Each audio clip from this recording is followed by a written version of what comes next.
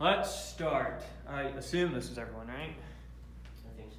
I think we only had 3 last week. Is that right? I wasn't here. Yeah. You guys weren't here, but it's like you and then I guess James was here. Oh, Curtis was here. Yeah. Anyways, seems about the right size. We'll get started. Just let you know. So this class, the section that we're going to be covering today is topological spaces. The first thing I want to do is quick recap for all the big items that we talked about so far and make sure that we're clear, answering questions you had, work our way back up. So we start out with propositional logic. That was the very first thing that we did, right? You remember what a proposition is?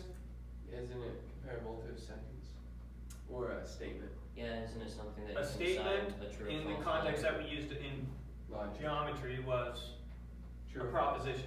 Anything that can be evaluated true or false. That's what a proposition was. And then we had a predicate. You remember what a predicate was? Yeah. What's a Two predicate? things. It's attaching. You have a fancy way of saying it. It's a propositional valued function. You give it something and it spits out a proposition. Correct. Is blue is an example of a predicate. If I give the is blue function that chair, it spits out false. If I give the is blue function this piece of chalk, it spits out true. What can you throw into the predicate and what can't you? That's not a question for predicate logic. It's just, if you give it something, you get out a predicate. Or you get out a proposition. Mm-hmm. So proposition, true or false, predicates, functions that eat up variables and spit out true or false. Right? And then we axiomatically developed set theory. And we did it all with only 2 undefined terms. Remember what the 2 undefined terms were? A set was one of them. Empty set. Set. And empty set. No, we defined the empty set. The other one was a member of relation. Yeah. So it was a specific predicate and a specific term that were undefined. We use these 2 undefined terms to develop all of set theory. Right? Remember that? And then we worked our way up to talking about 2 very special types of sets. The first one that we talked about was a relation. What's a relation? Isn't it like My discrete master just knows like the Yeah. back of their A set hand. of ordered pairs. It's just a set of ordered pairs. It's one way that you can think about it. It's just a set of ordered pairs. The way that we defined it in this class was a binary predicate. It eats up 2 things.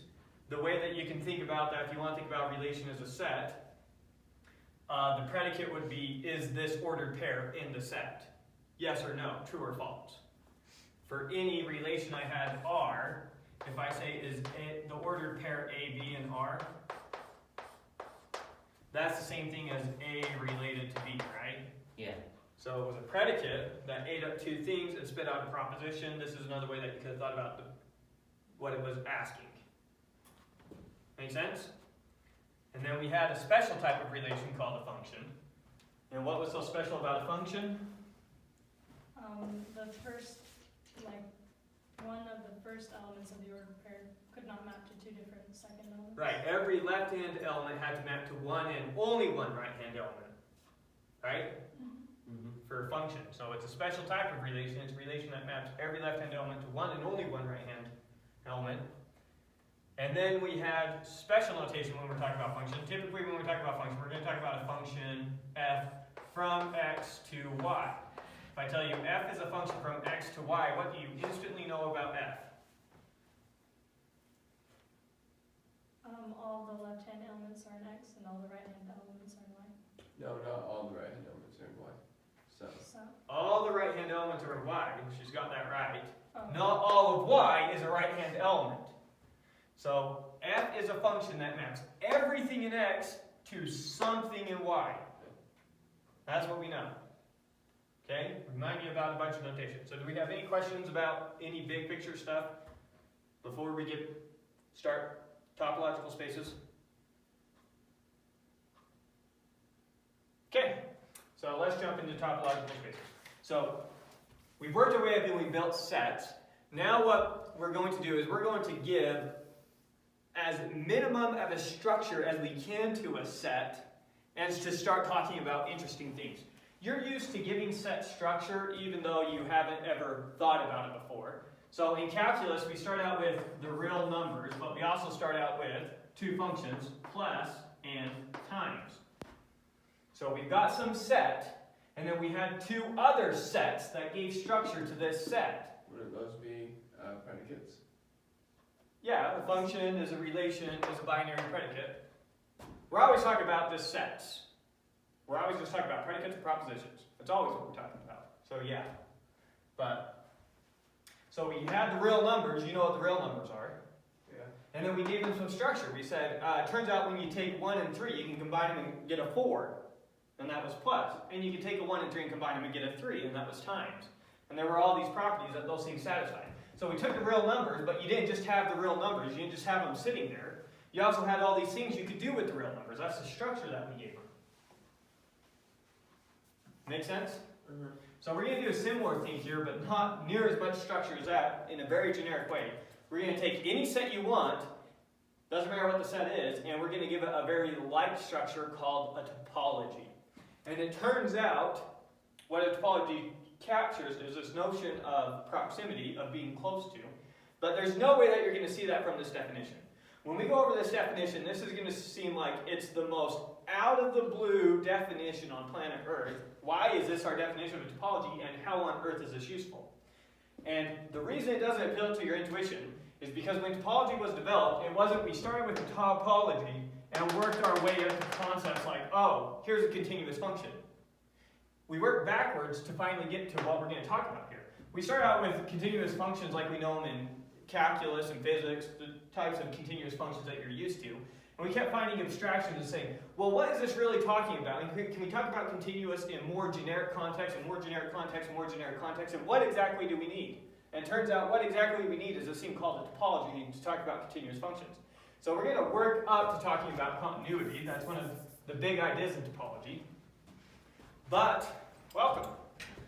But, there's no reason that should be obvious going over this definition that A gives us anything useful. It's going to seem very unintuitive.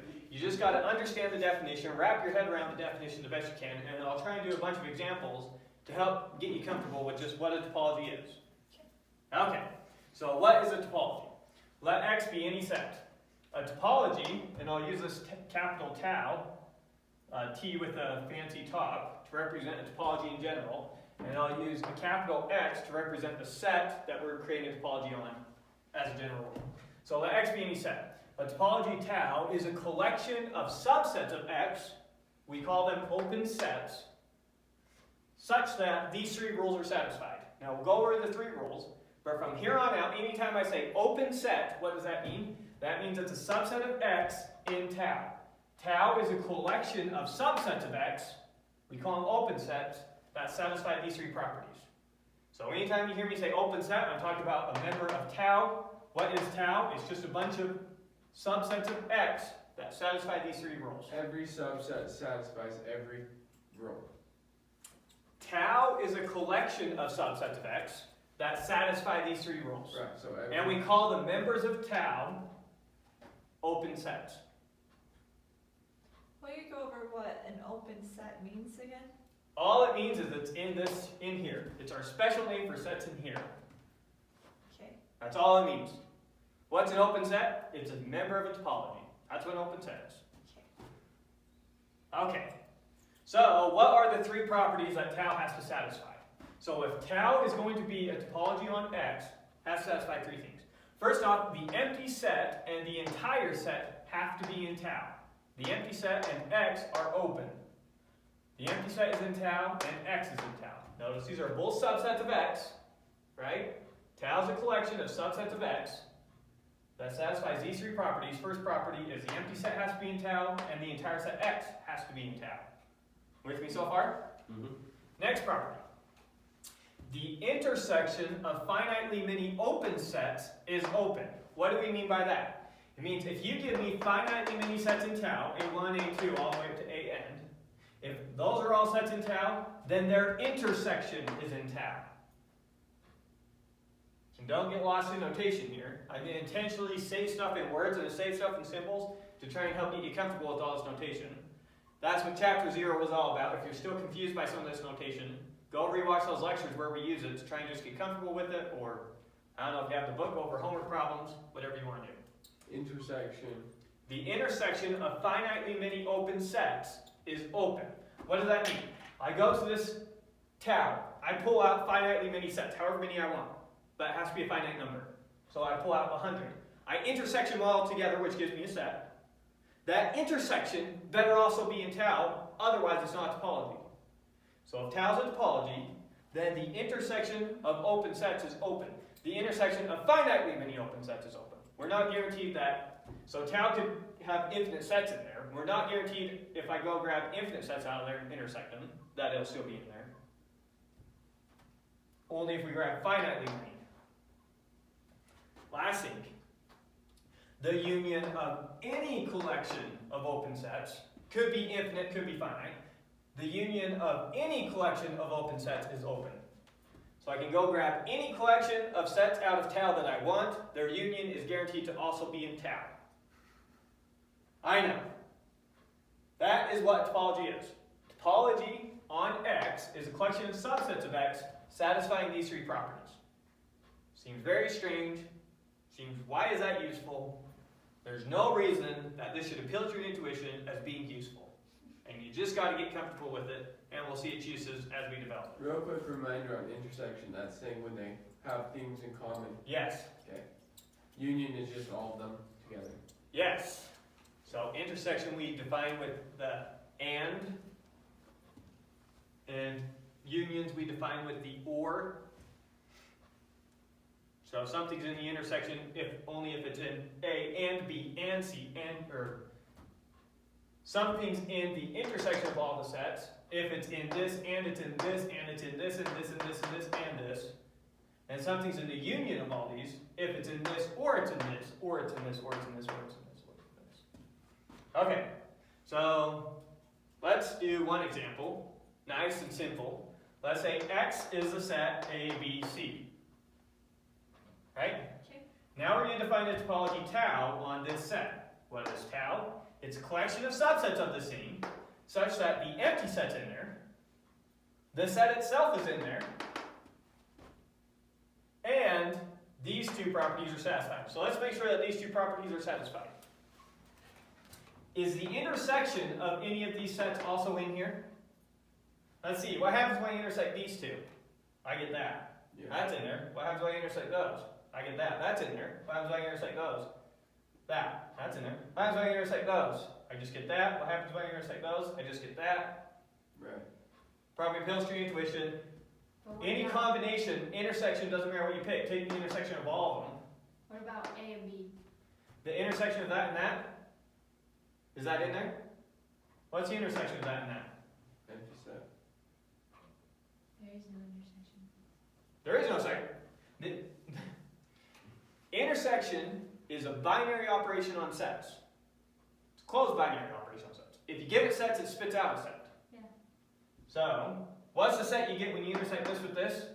No, it's empty. The empty set, which is right there. So the intersection of that and that right there. Okay. Now what about any unions you do? Is the union of any collection of sets in here in there? Yeah. Yeah. Yeah, right? No! What happens if I union A and B? AB. I get A and B. Is A, B in there? No. No, so this is not a topology.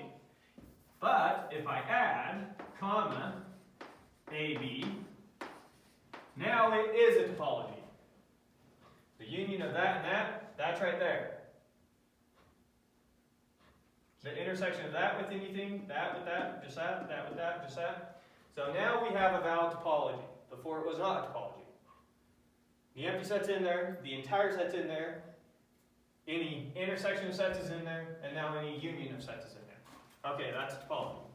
Now let's look at a topology defined pictorially. What if it was just the empty set? What if the topology was just the empty set? It'd be a topology, right? Depends on what X is. Or, I meant, what if... Yeah, even with if So- X is A, B, and C. Then X has to be in there. The empty set and X have to be in tau. Okay, what if the tau was empty set in A? Then we call that the Oh. trivial topology. Okay. So that is a valid topology. If I get rid of A, B, and AB, oh, I'm missing the curly brace over here. Yeah. If I got rid of that set, and that set, so I just had these two, yes, it's still topology. It's the smallest possible topology you can make on X. It's called the trivial topology. Good? Okay, so let's do another example. And this time we're representing our open sets pictorially. So X is just a set ABC. Here we have our tau defined with pictures. Assume it includes the empty set. So what are we saying here? We're saying tau has the set A, the set AB, and the set ABC. Here tau has the set A, the set B, the set AC, or the set BC, the set AB, and then all of them. You see how the circles are defining open sets? Mhm. Okay. Question. Does this give us a topology? Yes or no? No. Yes. We have yeses, we have nos. If you union A, And we're pretending we always include the empty set, even though we don't have that target. yes, that is a topology. We'll put the empty set right here for each of them. There's the empty set, there's the empty set, there's the empty set. Okay. It is a Circle topology. containing nothing. This is a topology. Let's check. Does it have the empty set? Yes. Does it have the set ABC? Yes. Yes. Does it have, if I intersect two open sets, do I get an open set? The intersect. Well, you don't Yeah. have B by itself. I don't have B by itself. Is that bad? If you intersect AB. Can I take any union of these sets to get B by itself, or any intersection of these sets to get B by itself? Intersect A and ABC. Intersect A and ABC, and what do I get? I get A, which is in there. Intersect AB and ABC, AB. Yeah. Intersect AB and ABC, and what do I get? I get AB, which is in there. This is a topology. Next, is this a topology? So you got A, you got AB. Yes. Bold. Anyone else can come out with just a yes? A, Anyone can say no? C. Anyone else can say? It's okay to be wrong, Rhoda. I won't kick you out. I'll just throw it in. It's easier. No. Because if you intersect them, then you can get A alone. Intersect what? Intersect what with what? Yeah. Intersect BC. Intersect BC with ABC. ABC. Intersect BC with ABC gives you BC. Yeah. Intersect B with. Oh, intersect C with AB. You don't You have get C the by empty itself. Intersect AB.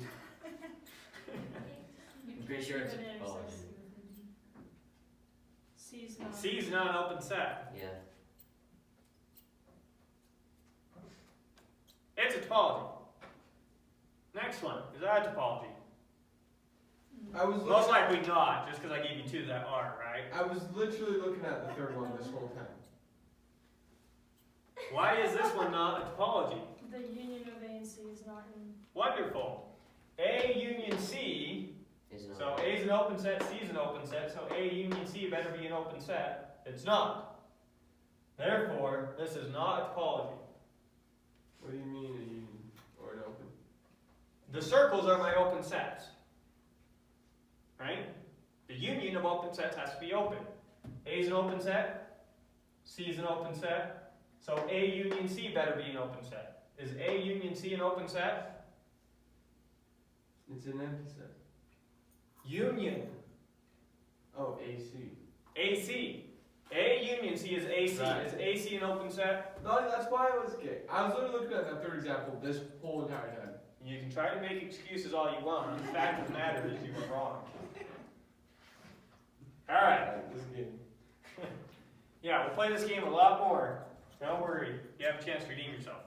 Okay. And Jacob's already skipped to this example, but we'll talk about it anyways. Let X be any non-empty set, then tau equal to the empty set, and X is called the trivial topology, and it's the smallest possible topology you can make on X. You can't make one any smaller.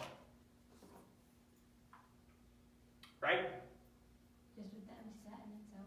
Just with the empty set itself. Because you have to satisfy this condition, so this guarantees you that there's always two sets in there at least. So there always has to be at least 2. This one has only 2. So it's as small as you can make. Okay, so let's play some more of the topology game. Here we've got a set X equal to AB. I want you to tell me all the topologies that we could possibly make on this. So our first topology is equal to what? Empty set. And AB. What? The set AB. AB? Yeah. So the trivial topology. And we're done? No. Yep. There's one. Trivial topology, that's a valid one. Let's see if we can make another one. Empty set. Yeah, empty set. X. A.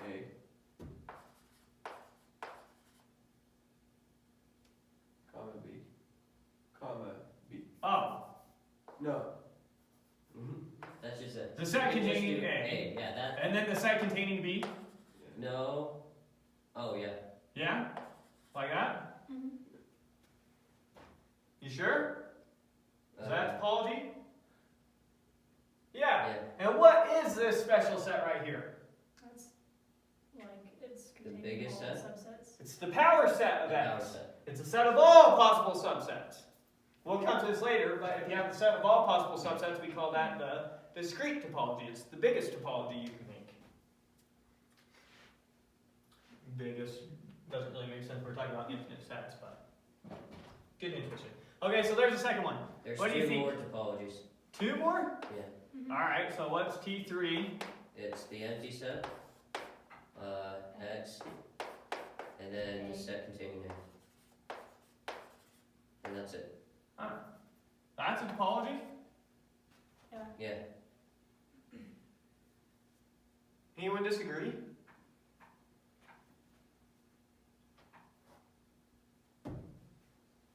No disagreement? Okay. Guess it's a topology. You won't all lie to me.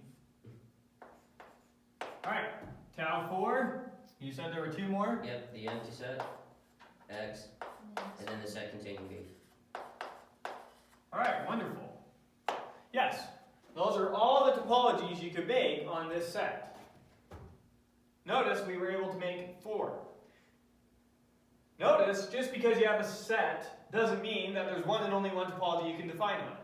In fact, if we had a 7-element set, and I asked you to write out all the sets, you'd have a heck of a time doing it, because for a set of size 7, there are 9,535,241 possible topologies that you could make on that big.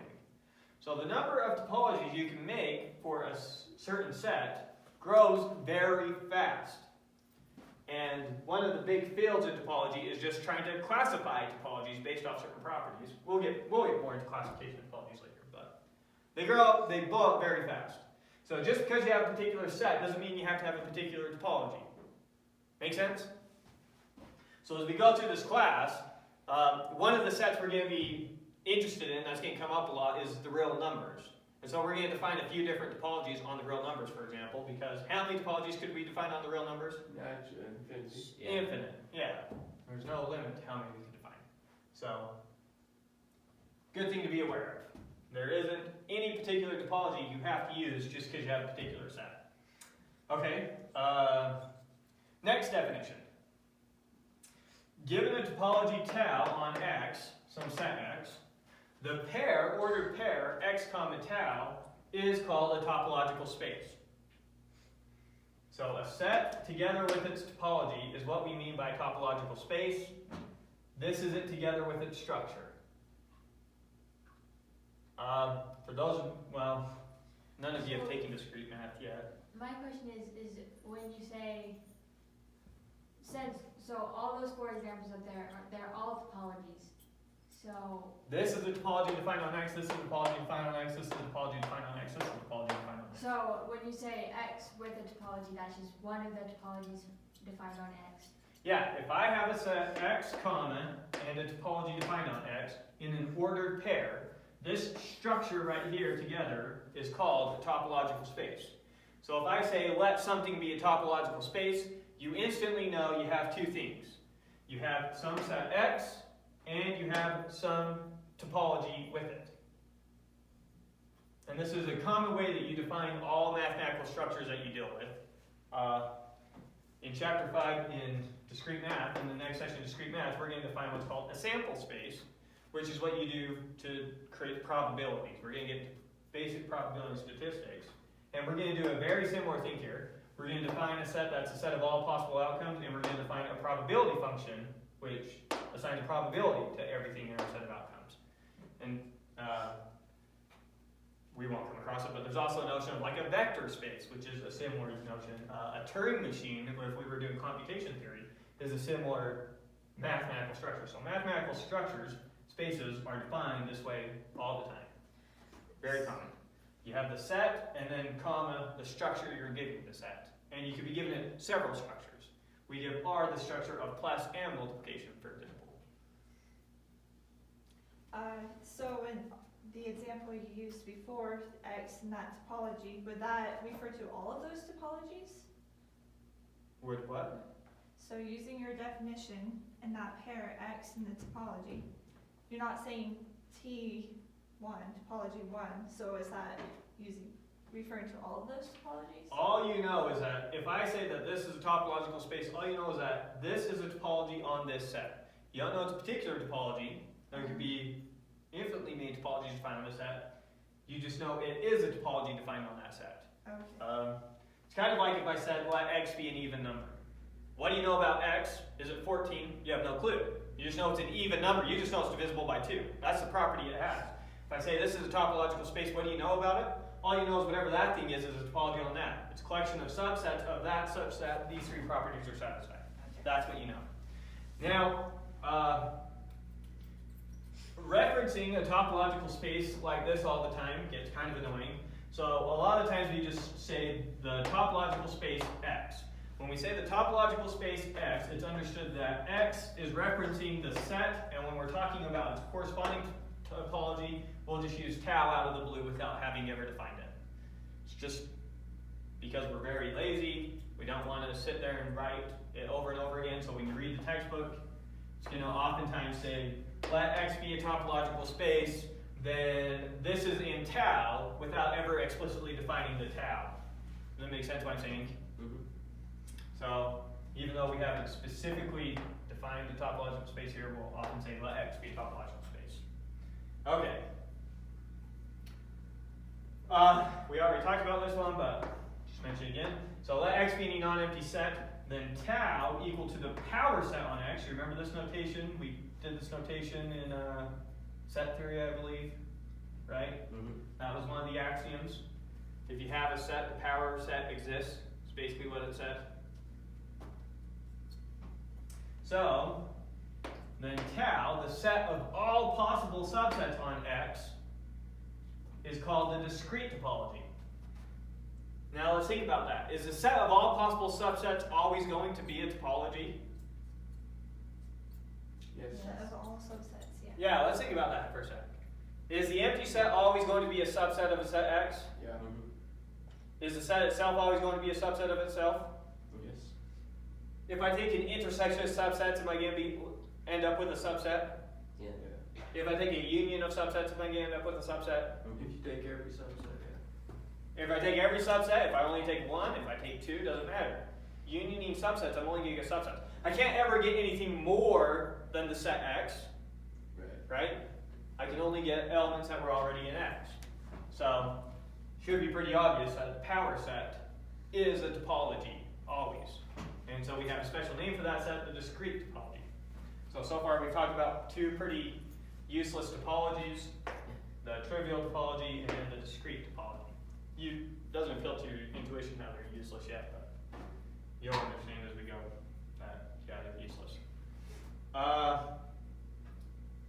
Okay, so let's define another topology that's not as obvious that it's a topology, and then we'll prove that it's a topology.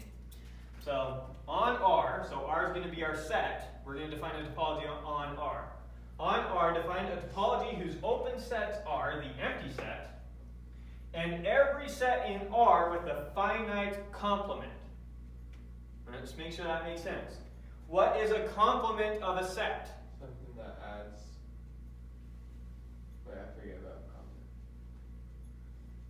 If we're talking about the complement of U, then that is R minus U. It's everything in R that's not in U. That's what we mean by the complement of U. Does that make sense? Yeah. So when we're talking about all the sets who have a finite complement, we mean all the sets such that when you do R minus that set, what that equals is a finite set. The set that it equals, A1, A2, blah, blah, blah, only has finitely many elements in it. Drawing a picture of how this might look, U might look something like, it's the whole real number line, but we're missing this point, this point, this point, this point, this point, finitely many points. So take the real number line, remove finitely many points, that's the set we're talking about. It's still being. It's a collection of all those sets. All the sets that have a finite complement. Together with the empty set. So take the real number line, remove finitely many points. What's the complement of this set? It's this point, this point, this point, this point, and this point. Finitely many points. Just saying, take a number line, or take the real numbers, and pick a whole bunch of points, but you have to pick a certain number of points. Remove finitely many points. Right. That's what we're talking about. That's what we mean by the finite complement in R. It's a set whose complement is finite. Is that making sense? Yeah. Still weird? Yeah, it's so weird, but. Still weird, but makes sense? Okay. So, on R, define a topological space whose open sets are the empty set, and then every set in R with a finite complement. So, for example, U equal to R minus 3, 4, 5. This is an example of an open set. Right? Because what's the complement of U? 3, 4, 5. 3, 4, 5. Right. The complement of U is everything in R that's not in U. What's everything in R that's not in U? 3, 4, 5. Because what is U? It's everything in R that's not 3, 4, or 5. Alright. So, here's an example of an open set in this topology. How many sets are in our topology? Infinitely many sets are in our topology, right? Because we could have the set just missing 1, and then we could have the set just missing 2, and we have the set just missing 3, and 4, and 5, and 6, and 7, and 8. So, there's one way that we can show there's infinitely many sets in there. Okay, so now we're dealing with an infinite topology. First time we're dealing with an infinite topology, I think. Wait, am I misunderstanding this? The point you're picking out is not your new set? No. Your My open sets are this. Not this. This is open, not this. My open sets have a finite complement. Take the complement of my open sets, it's finite. So all my sets are infinite. And I have infinitely many of them. Right? Because if you have R and you remove finitely many elements from that set, you still have infinite elements in there. And we call the empty set finite, right? Well, we explicitly put, oh yes, the empty set is finite. Because it's empty. How many things are in there? 0 things are in there. So, oh, you're probably thinking, is R in there? Yeah. I was just looking to make sure that R was in there. Yes. Okay. So, for example, this would be open in the set that we're talking about. We call this topology on R the finite complement topology, typically represented this way. R with a lowercase fc for finite complement. Or R sub fc for finite complement. So let's do a quick proof that this is a topology. Let's move this. I just realized that blue line, my proof goes from one side to the next, so let's make sure we get all of it. So we'll put that there, and then go past here without moving the camera. Okay. What were we doing? Oh, we're proving that the finite complement is a topology on R. Right? So how do we do that proof? We need to show that it satisfies these 3 properties. Shoot, are those 3 properties on the screen? No, they're not. Let's cut off the whiteboard completely and make sure that we get that. Okay, because we're going to need to reference that a lot. It'll be hard to follow if you can't see it. So first thing, we need to show that the empty set and x are in here, right? Mm-hmm. So first off, is the empty set in here? Yeah. Yes. Yes, by definition, we said define a topology whose open sets are the empty set and then all the finite complements. So the empty set's in there by definition, and then R is in there because you can write R as R minus the empty set. What's the complement of R? The empty set. Is the empty set finite? Or are there infinitely many things in there? It's finite. Oh, it's finite. You can just mess around with this. Well, that or a square, but mess with the sum of them. Is it? That's a finite set. That's the complement of R. Don't you have to operate under the premise that this finite complement can be anything? We're taking this, the topology is a set of all sets who have a finite complement. I'm not seeing this. Pick a number line. Remove finitely made points from that number line. That's an open set. Doesn't matter which ones you do. Any way you do it, we're guaranteed it's in there. Right. So this isn't a set, it's not a set where everything in the set has a finite complement. It's not just that. It's a set of all sets with a finite complement. Then there'd be nothing in it?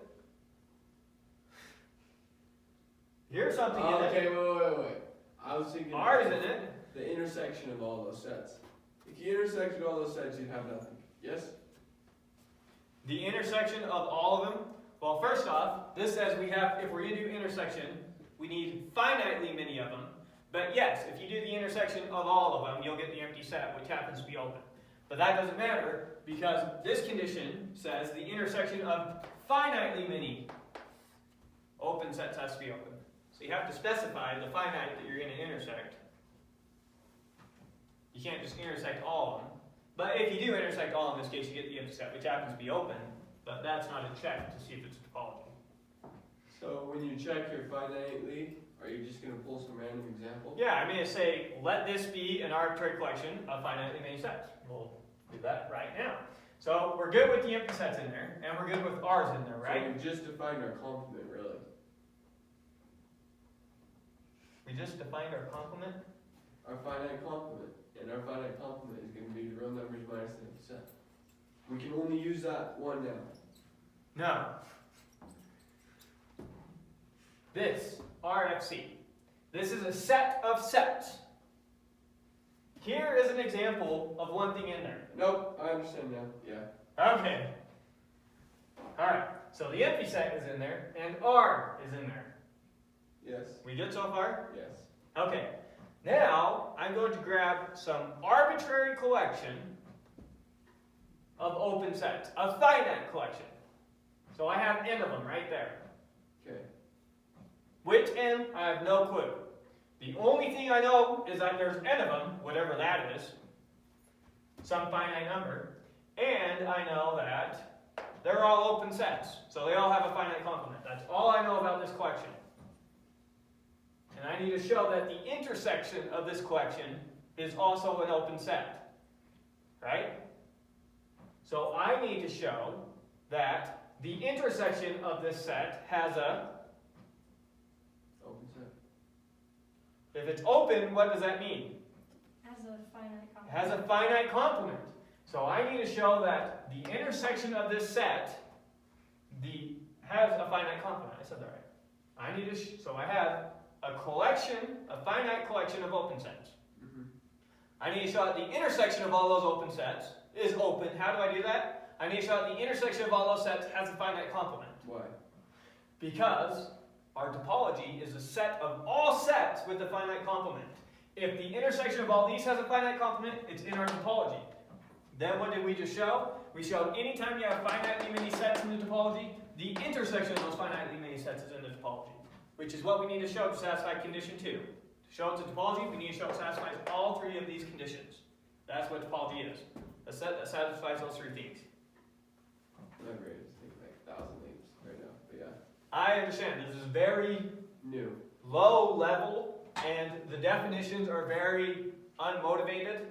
So you don't really have a lot of intuition to fall back on. You have to fall back on exactly what the definitions are, and just get comfortable with working with definitions directly. Okay, so we have a finite collection of open sets. We need to show that the intersection of this finite collection is also an open set. We know that all these open sets have a finite complement. We need to show that the intersection of all these open sets also has a finite complement. Okay, so let's do that. So now let this be any finite collection of open sets. Then, for each of those open sets, for each u sub I, there must exist another set, f sub I, such that u sub I is equal to r minus f sub I, where f sub I is finite. In other words, since these are open sets, they have to have a finite complement. Right. What does it mean to be the complement of the set? It means when you do r minus it, you get the complement of u is everything in r. Sorry. U is everything in r that's not in f. So f is everything in r that's not in u. So f is a complement of u. Yes. So we know that for every u, first off it has a complement, but we know that its complement is finite. So for each u sub I, there must exist an f sub I, such that u sub I is equal to r minus f sub I, and f sub I is finite. You with me so far? And what are we trying to prove? We're trying to prove that the intersection of all these u sub i's has a finite complement. So the intersection of all these u sub i's, are you okay with this notation? You showed it last. The intersection from I equals 1 to n of u sub I, it's very similar to sigma notation if you're comfortable with that, right? The sum from I equals 1 to n of some number, I don't know, I squared plus 2, something like that. Used to this kind of notation, you plug in 1, you plug in 2, you plug in 3, and you're adding them all up. Similarly, we're taking u sub 1, u sub 2, u sub 3, u sub 4, and we're unioning them all up. All n of them. Intersecting, sorry, not unioning. Good catch. So you comfortable with what this is saying? So the intersection from I equals 1 to n of u sub I, or the intersection of those n sets, is equal to, here's another way of writing each of those u sub i's. It's r minus f sub I, where we know that this is a finite set. Right. With me so far? Okay. Now we're going to use something that we proved with intersections. We already proved when we were doing, it was in chapter 0, but we did a bunch of proofs with sets. I don't know if you remember or not. It would have been last week, but the week before, I think. We proved the distributive property. Maybe 2 weeks ago. But what did we prove? We proved that the intersection of a difference is equal to the difference of the intersection. Yeah. You with me? Okay. So, somewhere I can write that's on the camera. The intersection, let me write it this way because this is how you're using it. That doesn't work very well. Let's see. R minus A intersect R minus B is equal to, let me see how we're doing it. The intersection of a difference, is equal to the difference of the intersection. So it's going to be this intersect this minus this intersect this. Yeah. Is that right? Well, that's what you're doing. R intersect R minus A intersect B. I don't think that's how we wrote it when we did it. Maybe it is. Check it real quick.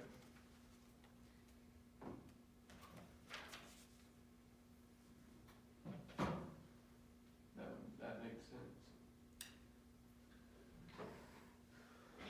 A minus B intersect. Oh, that's how we wrote it. So A minus B intersect C is equal to A minus B intersect A minus C. Anyways.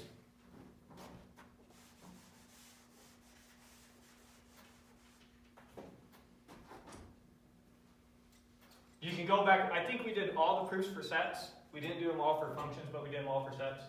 No, we skipped two. I don't know if that's one that we skipped. But you can go back and look at those theorems. Anyways, the intersection of the difference is equal to the difference of the intersections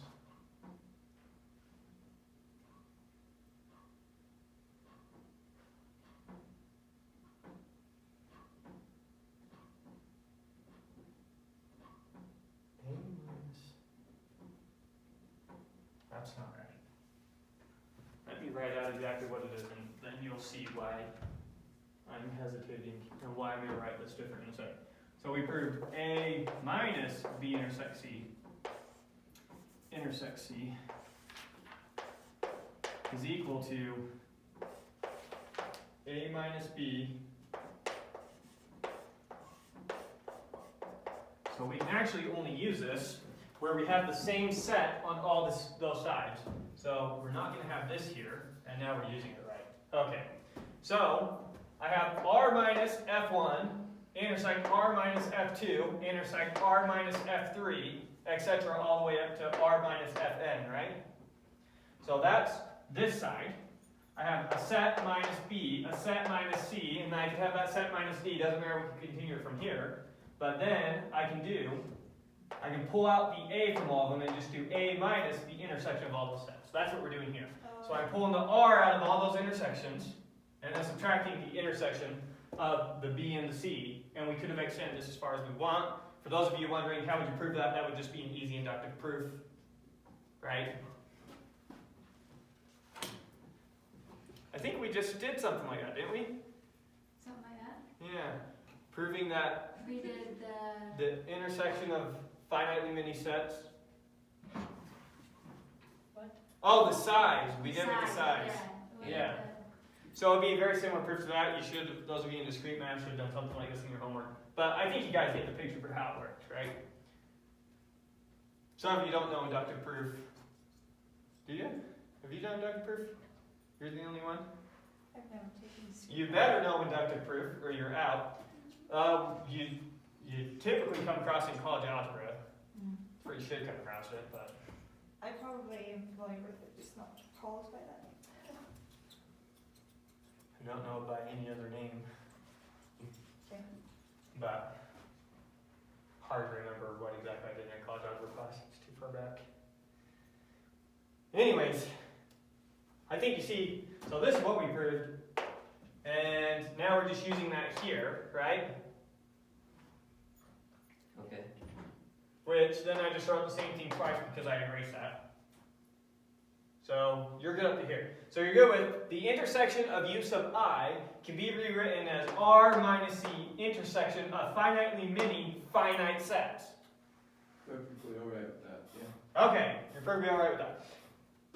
Observe that the intersection of finite sets is finite. That's from last week. The union of a finite number of sets is finite. The union of a countable number of sets is countable. Blah, blah, blah. So with finite sets, the intersection of finitely many finite sets, is probably what I should have said, we know is finite. So F equal to the intersection of all these sets, we're guaranteed is a finite set. Should appeal to your intuition. That the intersection of finite sets is finite, right? It's not. So I have a bunch of finite sets, and now I'm just going to pick the things that's in all of those sets. Only finitely many things could be in all those sets.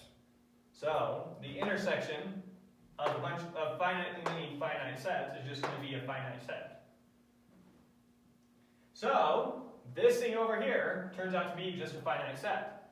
So the intersection of U sub I we could just write as R minus F, where F is some finite set. So the intersection of all these U sub i's has a finite complement. So it's in R. Don't lose track of what we were doing. Or so it's in our topology. We were trying to prove that this is in here. We were trying to show that this has a finite complement. In other words, we're trying to make sure that F is finite where f is equal to that. Do you follow the logic of how we did all that? Yeah. It's kind of weird, but that finishes step 2. So we showed this property. Next we need to show this property. We need to show that any arbitrary collection of open sets, when you union it up, it's still an open set. So we need to show that the union of an arbitrary collection of sets has a finite complement. Right? So next, let u sub alpha, that's typically how I like to represent my arbitrary collections. U sub some Greek letter. If I'm only dealing with one, I start with alpha, then I'll use beta, etc. So next, let u sub alpha be any collection of open sets. We know nothing about that collection except for everything in there is open sets. Okay. That's all we know. Now we're going to handle 2 cases.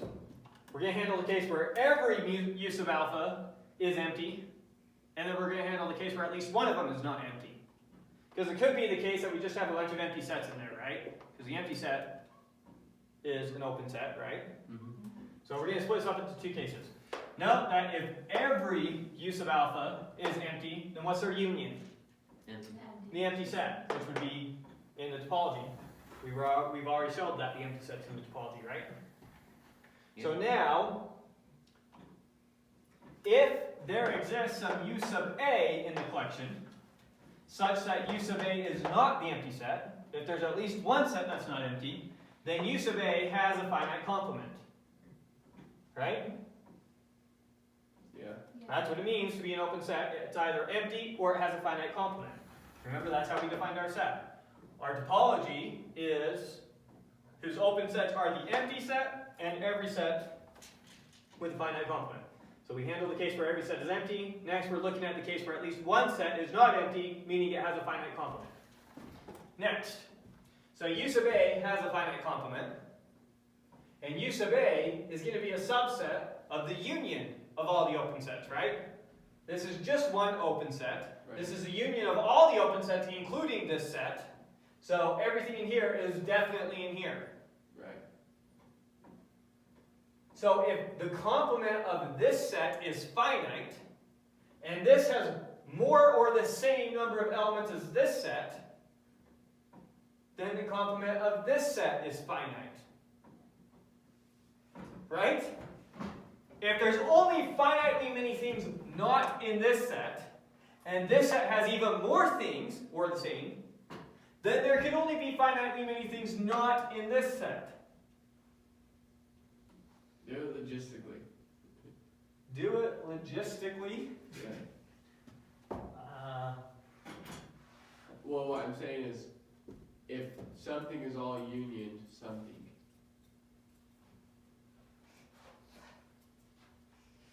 Look, this is everything except finitely many things. Column A1, A2, A3.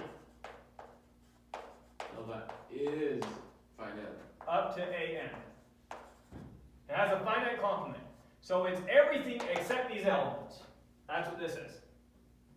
Has a finite complement, here's its complement, finitely many things. This has everything this has, which means what is this missing? This is missing at most these. I keep thinking of it the other way. Yes, it's total sense now. Yeah. This is the most elements it could be missing. It's missing this many elements or less. Right. Maybe I should have spelled that out more. I thought that would be more intuitively than it was. Sorry. I probably should have taken the complement of each of those sets and shown that one is less than or equal to the other. Since this is a subset of this, then the complement of this is a subset of this. Sorry. Since this is a subset of this and the complement of this is a subset of the complement of this. Right. Okay. Does that make sense? Yeah. That would have probably been an easier way to see it. Anyways, this union has a finite complement, therefore this union is in our topology. Therefore, that thing is a topology, satisfies all 3 properties. Good? We'll do some more proofs at the end, just when we get to the end. I'm just going to do homework problems to try and get you comfortable with it since you're not going to be doing homework problems on your own, I assume. That's your name, Shake. You're going to do homework problems? I was gonna plan on it, I just don't. I was going to plan on it too. All right, next definition. Definition 1.2. This one's very intuitive. There's a picture in the book that really helps you see this, but you guys don't have the book. I don't know. How well can you see that? What No. is that? Topology, or 27. This image right here. Looks like counties of So, the state. Yeah. This isn't, we're looking at one open set, and we're looking at another open set on the same, we're looking at two topologies on the same set. Yeah. So we're taking this geometric figure and we're dividing it up into two separate topologies. Notice that this one has way more pieces than this one has, but this one also has all the pieces that this one has. Yeah. Yeah. So this is a subset of this. Every set in here is a set in here. Now intuitively, which of these would you call finer and which of these would you call coarser? The gridded one. You call this one finer and this one coarser, right? Yeah. You think about fine sand, it has smaller pieces, coarse sand is bigger pieces. Yeah. So that's exactly what we're going to define here. We're going to define what it means for a topology to be finer than another topology, or what it means for a topology to be coarser than another topology. Okay. How are we going to define that? This topology is finer than this topology if this topology is a subset of this topology. Okay? That's how we're going to define it here. So If the coarser one is a subset of the finer. So let X be a set with topologies tau 1 to tau 2. Then, if tau 1 is a subset of tau 2, then tau 2 is finer than tau 1, and tau 1 is coarser than tau 2. Right. Right? Here's tau 1, here's tau 2. Tau 1 is a subset of tau 2, means tau 2 is finer than tau 1, and tau 1 is coarser than tau 2. I would actually say that the finer one is the subset of the other one. No, because Every open set in here is an open set in here. There's tons of open sets in here that aren't open in here. Because look at that teeny open set right there. Is that teeny open set in here? No, this only has big open sets, very coarse. It's missing all the little ones. You're just left with the big ones. you can. You can Oh, take it's it. not one figure. Yeah. See how there's. Yeah, right there. take that and look at it closer for those of you that need it. If this definition isn't intuitive. Okay, that makes more sense. So you have these topologies. If tau 1 is a subset of tau 2, then tau 2 is finer than tau 1. And if tau 2 is finer than tau 1, then tau 1 is coarser than tau 2. And if tau 1 is a strict subset of tau 2, then we say it's strictly finer than tau 2 is strictly finer than, Yeah. and tau 1 is strictly coarser. Yeah. Strictly means it can't be the same set. They can't be the same. Okay. So notice that one topology can be finer than itself, and one topology can be coarser than itself, but one topology cannot be strictly finer than itself, and one topology cannot be strictly coarser than itself. It's just like less than and equals versus less than, Right.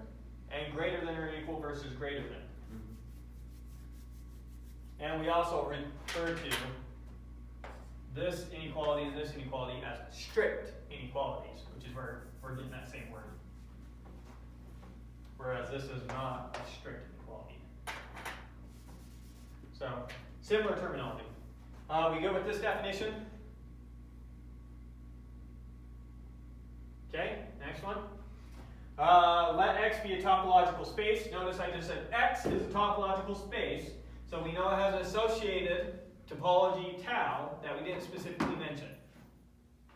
Right? Okay, so let X be a topological space and let little x be some element in big X. Okay. Then any open set U sub X containing X is called a neighborhood of X. Have we already defined neighborhood? So That was. let's come back over here. This is a neighborhood of A, and this is a neighborhood of A, and this is a neighborhood of A, because they're open sets containing A. If an open set contains A, it's a neighborhood of A. If an open set contains X, if an open set contains little x, it's a neighborhood of little x. calculus. How do we define neighborhood in calculus? When we get there, we haven't yet. Oh, I'm not teaching you. A neighborhood in so we're going to get to the point where we define what's called the standard topology on the real numbers. Once we have a standard topology on the real numbers, then a neighborhood here and a neighborhood in calculus are identical. They mean the exact same thing. Really? Calculus, we're always talking about what's called the standard topology on the real numbers. I thought we were talking about a number close to. No, it's in the neighborhood of this number. That's what we use it as. That is what topology is ultimately going to give you. I told you it's not intuitive from this, but ultimately a topology gives you proximity. Two things are close. The topology tells you whether or not two things are close. Right. And the way that we say it is if two elements are in anytime one element's in an open set, another element is also in that open set, then they're close. That's roughly what we're going to come up with for what we mean by close with topology. But we're a ways away from that. Right, that's cool. I don't think we get to it till next week, but maybe I can give you no, because you need to know what a basis is, otherwise I can't explain it. I'll just give you a high level understanding of it.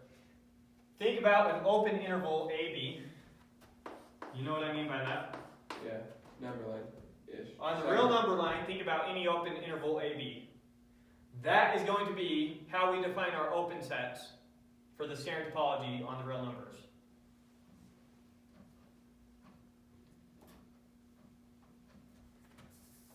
Now that's not quite true. We're going to say it's any union of those things.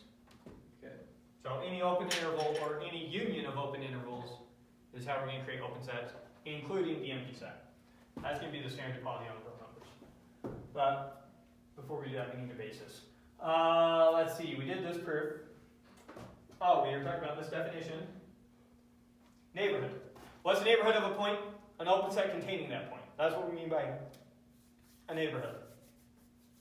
Neighborhood of X is just some open set containing X. We typically represent it this way, use of X. To specify, use our standard notation for an open set, and then sub X to specify, and we're guaranteed it has that point in there. Just help you keep track in your head as we're proving things. Good? Yeah. Okay. That was for this. So we've covered everything on the whiteboard. Going to move the camera one more time over to the whiteboard. And then we'll just start doing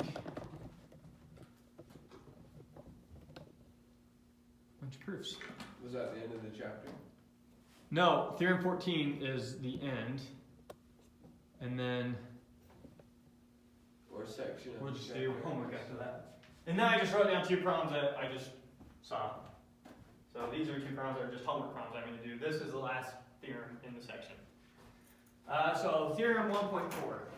Let X be a topological space.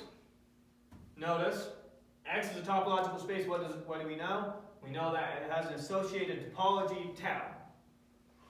So let X be a topological space and let A be any subset of X.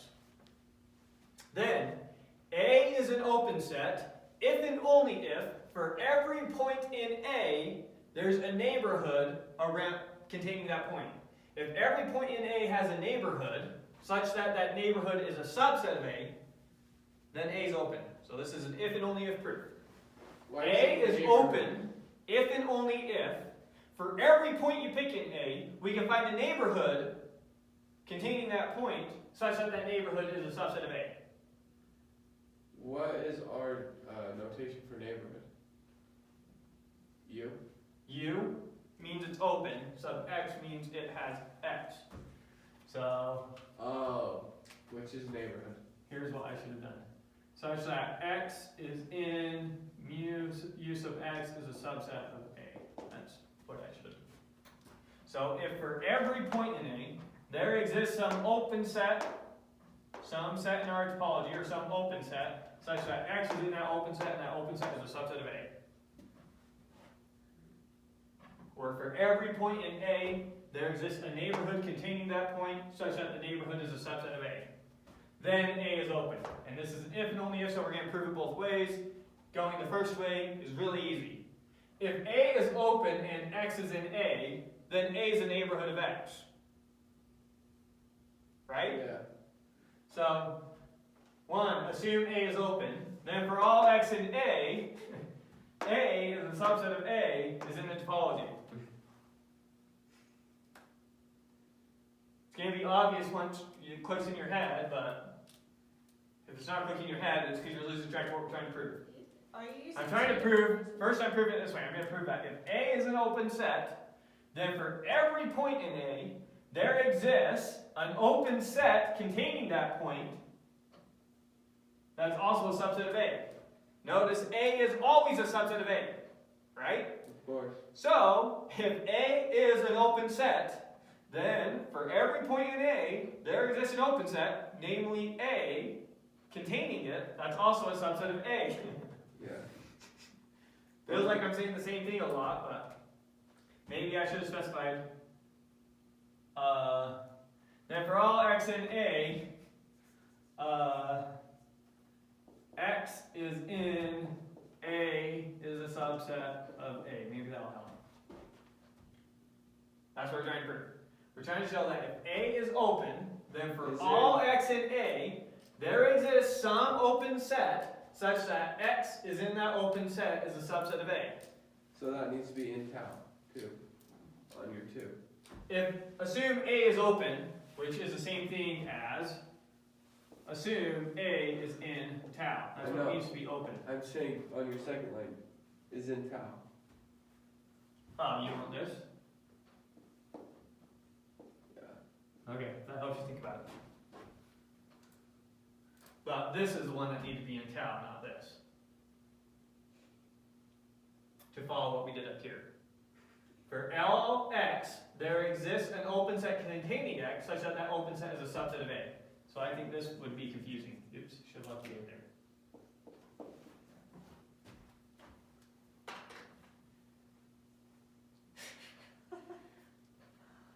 Let's try again. What are we trying to show? So first we're showing this direction.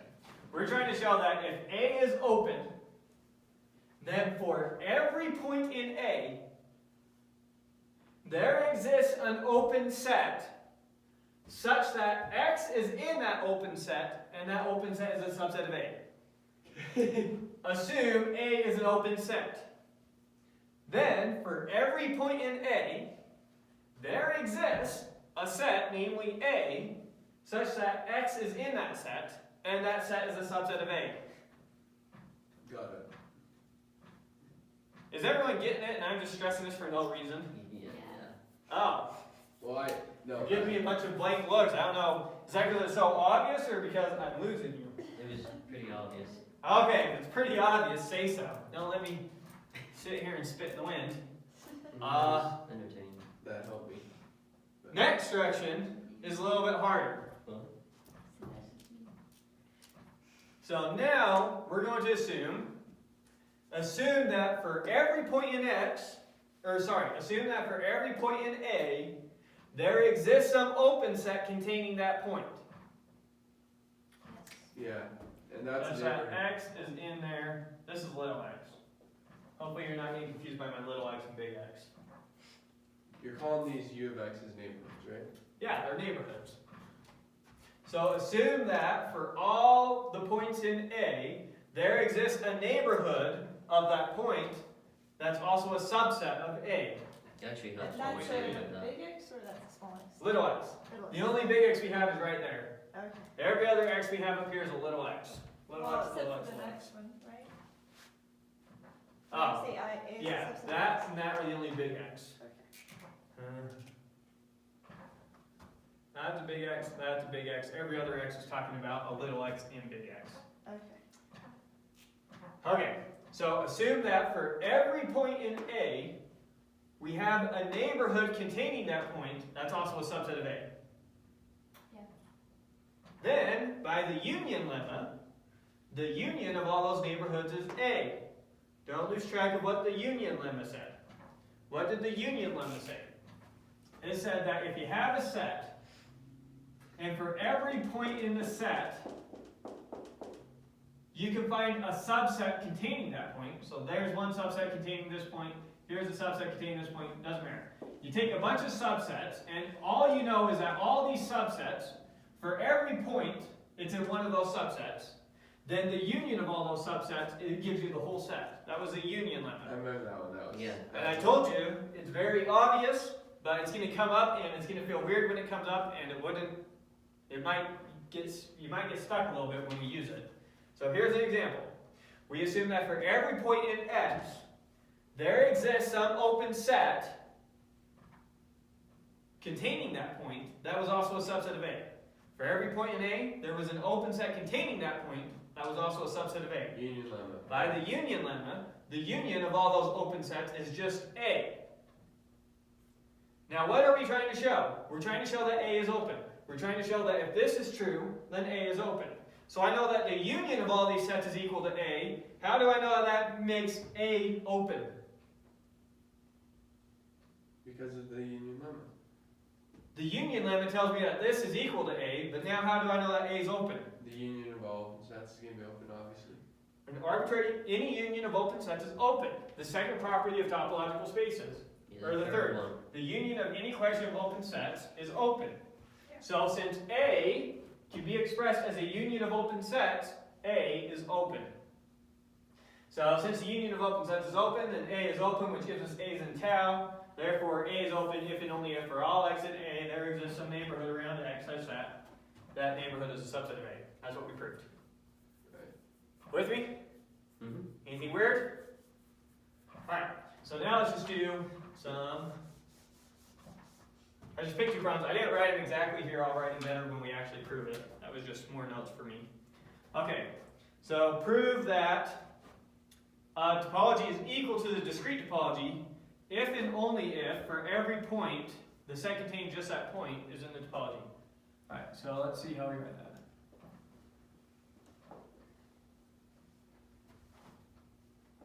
Let's say that X be a topological space.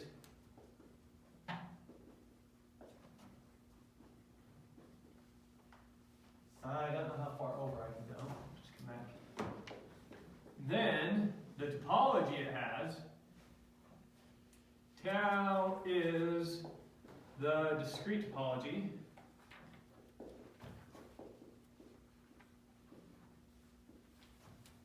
If and only if, for all little x in big X, the set containing just that little x is in our topology.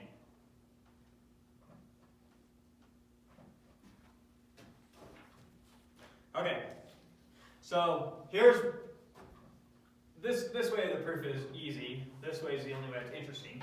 So basically what we're trying to prove is that if I know that our topology has a property such that for every point in X, the set containing just that point is in our topology, then our topology is a discrete topology, or in other words, it is the power set. In other words, I can get every possible subset from this set.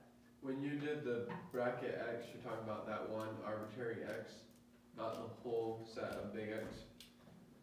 For every point in X, the set containing just that point is in our topology. Okay. So let's do a discrete example that will help your brain real quick. Let's say I'm dealing with the set X equals A, B, C, D. And I'm telling you that our topology, all we know about our topology on X is that whatever our topology is, It contains A. first off it's a topology, so it for sure has this. But we're saying on top of that, we're guaranteed it has the set containing A in there, the set containing B in there, the set containing C in there, and the set containing D in there. So this is what we know it has, we don't know what else is in here, right? We're saying if our topology, if we know it has this property, then we know it has every possible subset, Mm-hmm. right? Mm-hmm. I know it has a subset A, B, C in there. How do I know that? Because it has to have the union of this, this, and this. Pick any subset of this you want, and I know it has to be in here, because it's going to have to contain the union of these elements, is essentially how we're going to prove this. Make sense? Yeah. Okay. So, But first we gotta do it this direction.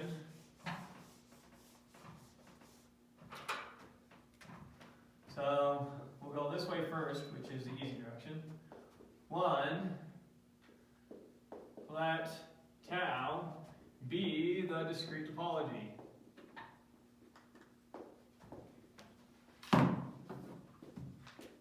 So what do we know about tau? It contains every possible subset of x. That's what discrete topology is. It's a power set.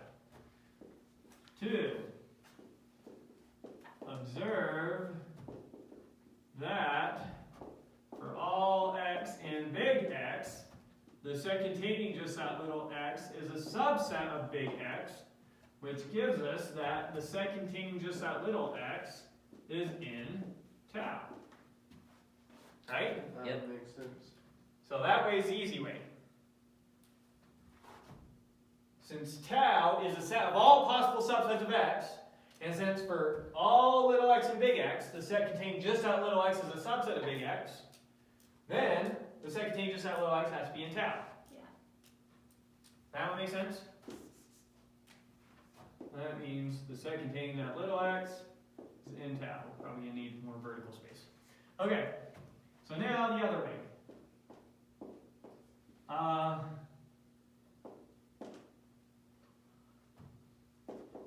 Assume for all little x in big X, comma, little x is in tau.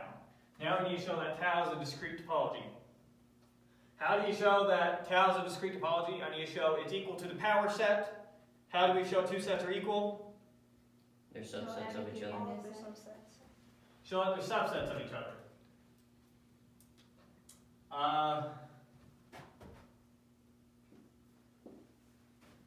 And all we really need to do is show that the power set's a subset of this thing, because obviously this is a subset of the power set. Right? Right. Topology is a collection of subsets, so I'll just put that here. I won't bother writing it in more words.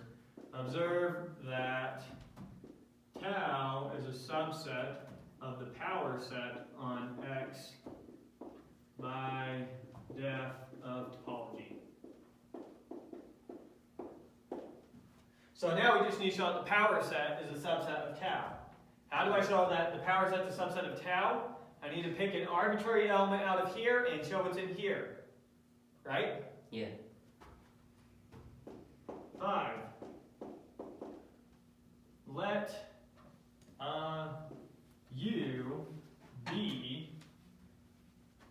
u be any arbitrary element in the power set of X.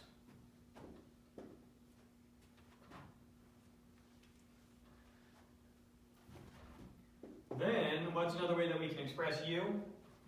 U is equal to the union for all little x in u of the set X. Right? Big X.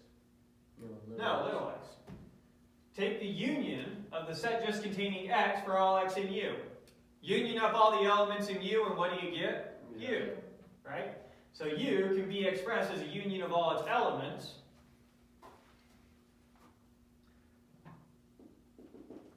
Which, I don't know, are you good with me just saying it is open? Or you, Yeah. or maybe, which is a union of open sets, maybe that helps bring it home. Which is a union of open sets, which gives us that u is in tau. 7, therefore, what did we just show? We just simply showed that the power set on X, on big X, by the way, this is big X, power set of a set. The power set of big X is a subset of tau, which gives us that the power set of X is equal to tau. And we're done. That's what we were after. Right? Yep.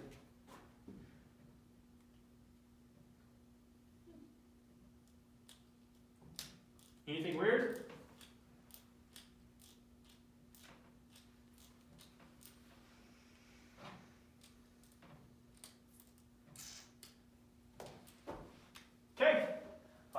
do another one. Unless one of you guys want to try one. If you want to prove that discrete and finite complement the same on finite sets. Oh, so if we're given that X is a finite set, then the discrete topology and the finite complement topology are the exact same topology. You see what I'm saying? No. Okay. Let me write it out first, and we'll see if someone wants to do it, and if not, we'll just do it together.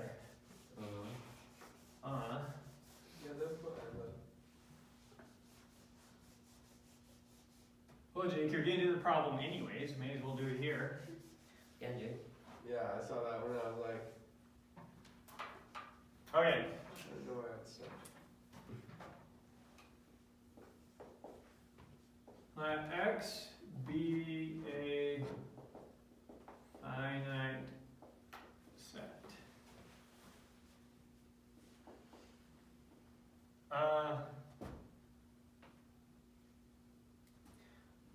There's two pieces to this. It's only the case in the finite case. We'll just do one at a time, but I think we'll just say if X is a finite set. If X is finite,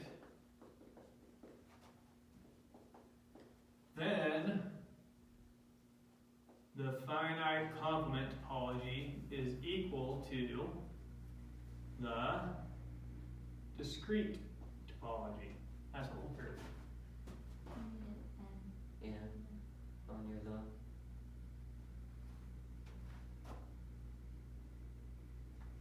Then the finite complement topology is equal to the discrete topology. You good with this? Understand what we're trying to prove? You don't understand what we're trying to prove? Not entirely. So we've got, we'll look at a set where it's really easy to write the power set. We'll look at the set ABC. So X is equal to ABC. You know what the power set is on this? Mm-hmm. Now we're going to write the finite complement topology on this. Finite complement topology, by definition, has, which one do we always guarantee it has? The empty. So we know it has the empty in there, and that has every set that has a finite complement. What is the complement of the set containing A? BC. Is that finite? Yes. Yeah. Okay, so the complement of A is finite, therefore A is in here. Yeah. Okay. Is the complement of B finite? Yes. Okay, so B is in there. What about C? Yep. What about AB? Yes. What about BC? Yes. What about AC? Yes. What about ABC? Yeah. Okay, so we ended up writing out the power set. Okay. So Just if X is finite, This complement word, it's killing me. Yeah. Yeah. Well, it makes, like, yes, it makes sense. I am used to the geometric complement, where you are adding Oh, two complement angles to literally build a bigger angle. So, a literal angle, we're going to build it. yes. Okay, so now does everyone understand what we're proving? Okay, so to prove that these sets are equal, we're going to show that one's a subset of the other. Obviously, the first way is trivial.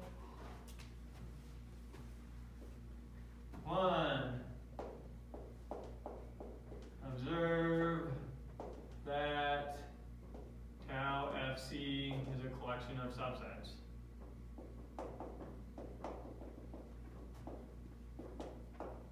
Subset of X by def. Right? Okay. Yeah. Okay. A topology is always a collection of subsets of the set we're talking about. Yes. Yeah. No, yeah. This is all possible subsets. So a topology is always a subset of the power set. So in other words, this is always basically given to us for free.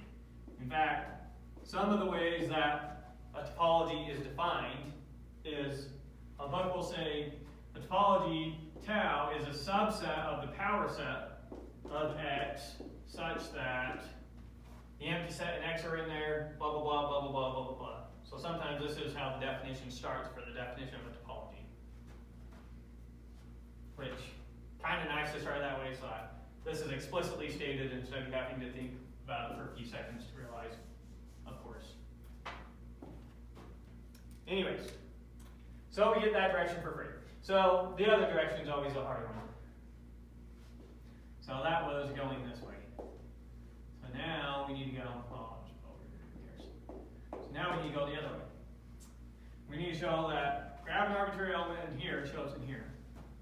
Now, let U in the power set on X. So U is just a subset of, or just a set in the power set. Any possible subset is what U is.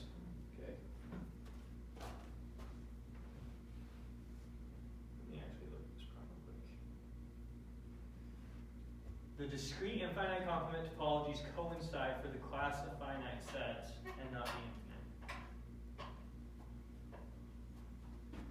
Okay. Let's see. Let U in P of X, Just show that. let V equal X minus U. So we're going to let V be its complement. of X. Be the complement of U, Yeah. right?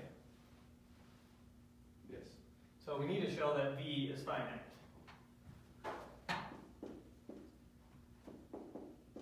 Then V is a subset of X.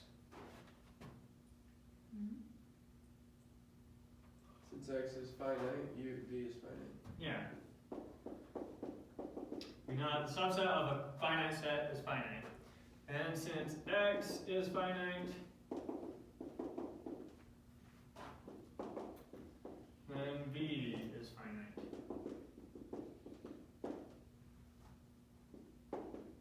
Therefore, U has a finite complement.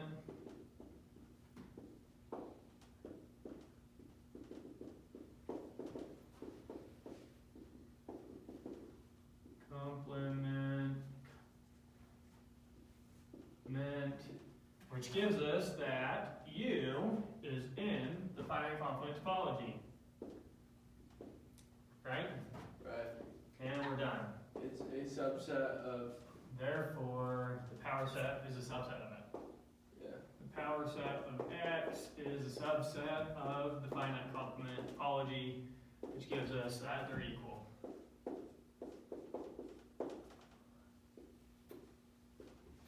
Okay, so the problem wanted us to prove in the case where X is finite, then they're equal, and in the case where X is infinite, they're not equal. Okay, so this proof, well, first off, are there any questions with this proof? And then we'll move on to basically the second part. Second part, we're just going to do with a counterexample, I think. So if X is infinite, what is, what's the right way to say this? If X is infinite, how do I know that these two sets are not equal? Because how do you do a power set? We Because can do a proof of this real quick. There's no such thing as a power set of an infinite set. Not a power set, it's just infinite. One of the ways to find the real numbers is a power set with natural numbers. The natural numbers are an infinite set. In fact, it's an axiom that every set has a power set. You know that. Is one way to show it that the finite complement tau can't have a finite subset of X, but the power set can because it contains all of them. I would do it with a counterexample. Well, yeah, just like That's any you finite prove. subset. If X is infinite,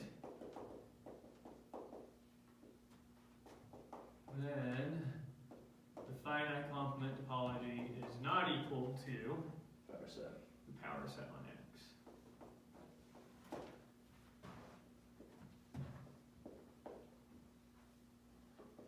Let X in big X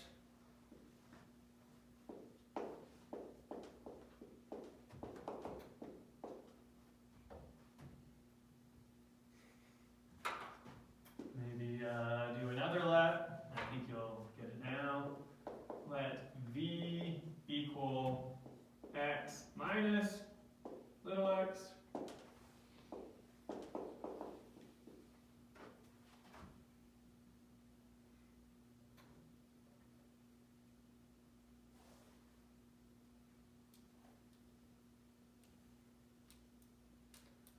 What do we know about V? It's a complement. It's infinite. Then V is infinite.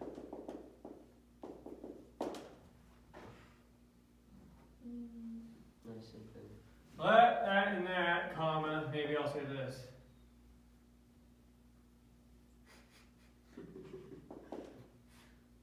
Let that and that, and observe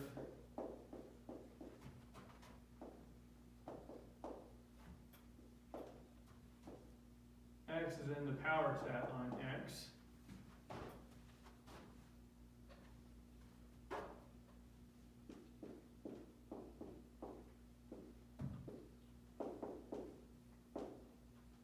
Oh, your whole point is to try to create a complement. I'm just coming up with a counterexample.